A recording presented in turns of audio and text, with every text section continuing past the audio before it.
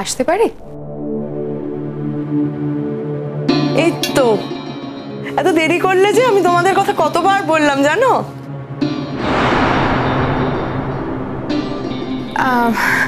আসলে মানে অনুজ তো আসতেই চাইছিল না, আমি জোর করে ওকে নিয়ে আসলাম। বললাম যে আফটার অল তোমার দাদার বিয়ে, সেখানে না গেলে কেমন দেখায়, তোমার দাদার আশীর্বাদ তুমি যাবে না? So nice of you Shirin. তুমি না মাঝে মাঝে একটা এমন কাজ করে ফেলো, কেউ পারে না যেটা তুমি করে ফেলো। ফ্যান্টাস্টিক। স্বীকার করছো তাহলে? স্বীকার করতে বাধ্য হচ্ছি।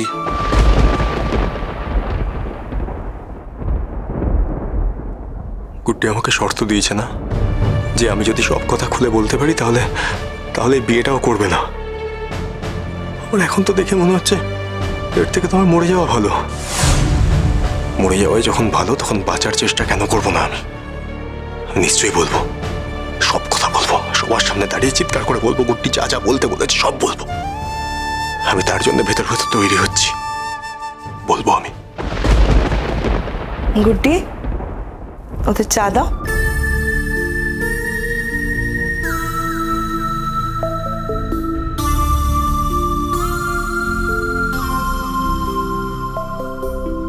এই নাও। চাটা এখন খাবো না রে। তাহলে কফি খাবে? কফি এনে দেবো? কফিও আমি খাবো না গুড্ডি। আর তাছাড়া তোর না এখনই এত কত্তালি করার কোনো দরকার নেই। তুই তো এখনই বাড়ির বউ, এখনো তো হয়ে যাসনি তো। অভিভাবক যখন আছেন ওনাকেই কথা বলতে দে না।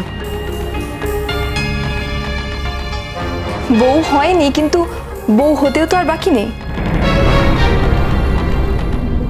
আর তাছাড়া কাকিমা ওকে বউ বলে মেনেই নিয়েছে।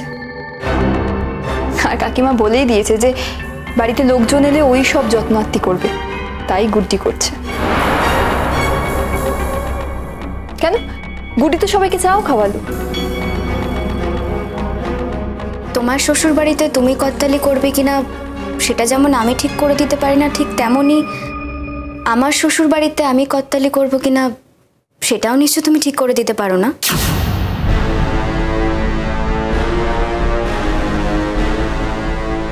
কি আশ্চর্য গুড্ডি, মানে তুই এত সিরিয়াসলি নিচ্ছিস কেন? তুই তো আমার বোনের মতো, আমি কি তোর সাথে এটুকুনি মজা করতে পারি না? সরি শিরিন দিদি, আমি কেউ হই না তোমার বোন, তো হই না। এই মিথ্যে কথাগুলো কেন বানিয়ে বানিয়ে বলছো?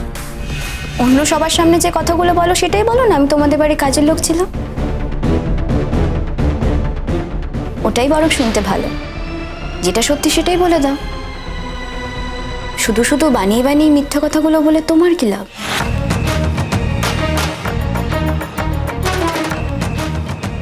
আপনি চা খাবেন? দেখুন, আমার শ্বশুর বাড়িতে এসে আপনারা যদি এভাবে কিছু না খেয়ে চলে যান তাহলে আমার শাশুড়ি মা খুব কষ্ট পাবেন। আর তার থেকেও বড় কথা, আপনারাও তো আমাদের আত্মীয়।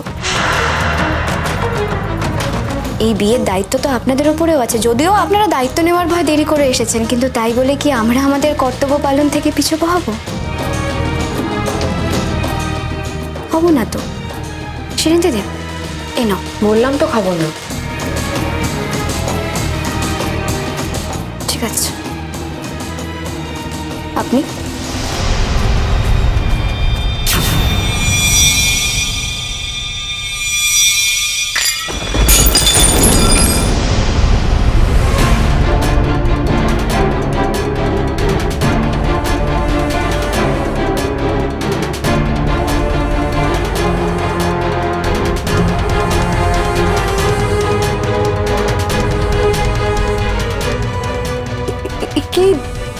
কি হলো? উনি এরকমই, অবিলম্বে ওনার ডাক্তার দেখানো দরকার। নিজের দাদা স্ত্রীর সঙ্গে ঠিক কিরকম আচরণ করতে হয় সেটা বোধহয় উনি ভুলে যাচ্ছেন। নিশ্চয়ই কোনো মানসিক বিকৃতি আছে ওনার, নাহলে এরকম একটা সাধারণ প্রশ্নের উত্তরে আপনি চা খাবেন কিনা তার উত্তরে কেউ এভাবে কাপ ডিশ ছুঁড়ে ফেলে দেয় না, তা আবার অন্যের বাড়িতে এসে। গুড্ডি, গুড্ডি।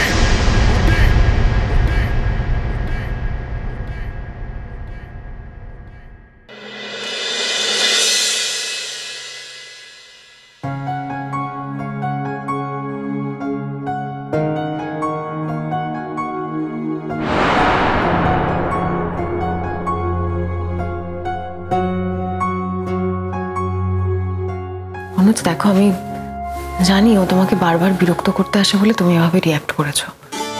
আমি বুঝতে পেরেছি তুমি একদম ঠিকভাবেই রিয়াক্ট করেছো, সেটাই হওয়া উচিত। কিন্তু আমি বলছি কি, তুমি সবার সামনে এভাবে রিয়াক্ট করো না। সবাই তো তোমাকে মিসআন্ডারস্ট্যান্ড করছে, সবাই তোমাকে ভুল ভাবছে, আর ও কি সুন্দর গোল দিয়ে বেরিয়ে যাচ্ছে।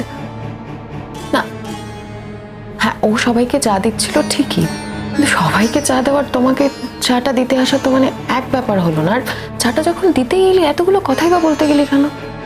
তোমার রিয়াক্ট করা তো স্বাভাবিক। তুমি যেটা করেছো একদম ঠিক করেছো অনুজ, কিন্তু আমি বলছি যে তুমি না এখন সবার সামনে এভাবে রিয়াক্ট করো না, একটু ইগনোর করো। আমি জানি তোমার খারাপ লাগছে, আমি বলেছিলাম সেই জন্য যে যেতে হবে না। তুমি জোর করলে যে সবাই খারাপ বলবে সেই জন্য চুপ করবে, থামবে, তুমি থামবে, চুপ করবে একটু। আমি বসে আছি এখানে, চুপচাপ বসে থাকো প্লিজ, মাথা খারাপ করো না, চুপ করে বসে থাকো।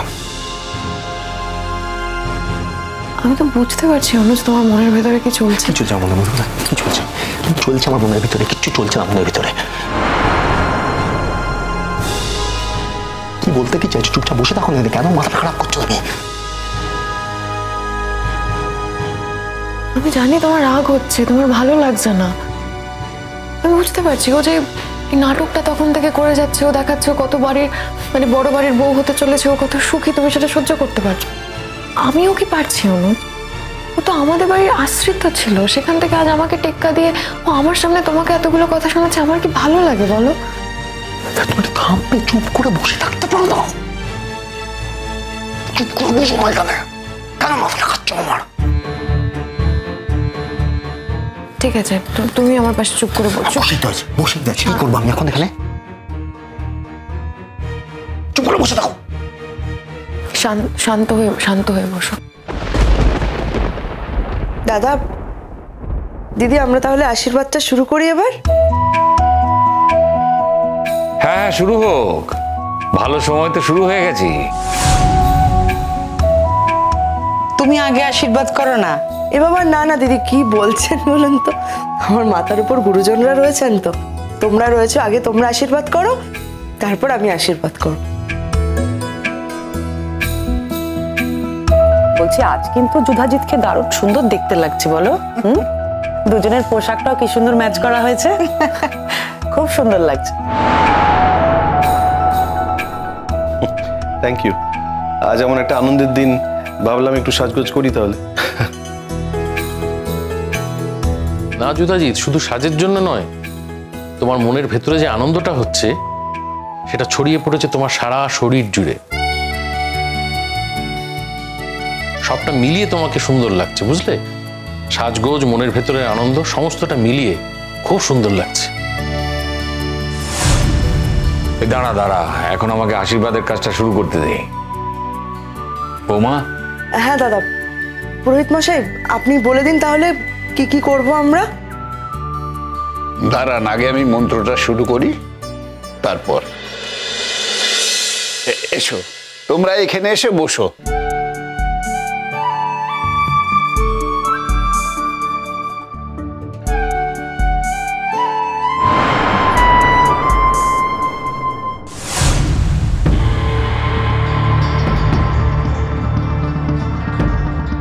কি আপু, কোথায় যাচ্ছ তুমি? কোথায় যাবে? আমি কোথাও যাচ্ছি না, এই তো বসে আছি এখানে। আমি তো এখানেই বসে আছি, আমি কোথাও যাচ্ছি না, আমি ঠিকই আছি, এখানে আছি।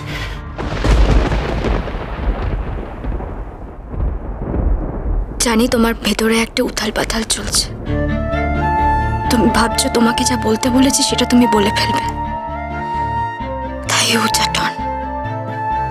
কিন্তু আমি জানি সার্জি, তোমার পক্ষে এই কথাটা বলা কোনোদিনও সম্ভব হবে না।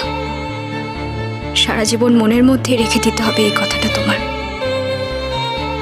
আর দেখতে হবে তাকিয়ে তাকিয়ে আমার সুখ, সুখই বটে। অন্তত আমার বাইরের সুখ দেখে তুমি নিজেকে ভালো রাখার চেষ্টা করো, নিজে ভালো থাকার চেষ্টা করো, এটুকুই তো চাই। তোমার জন্য একটা জীবনে আমি আর কত স্যাক্রিফাইস করবো স্যারজি।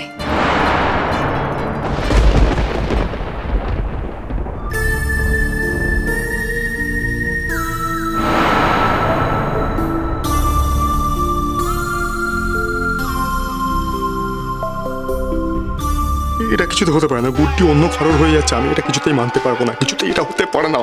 আমি সব কথা বলে দেবো, আমি আজকে বলবো, আমি বলবোই।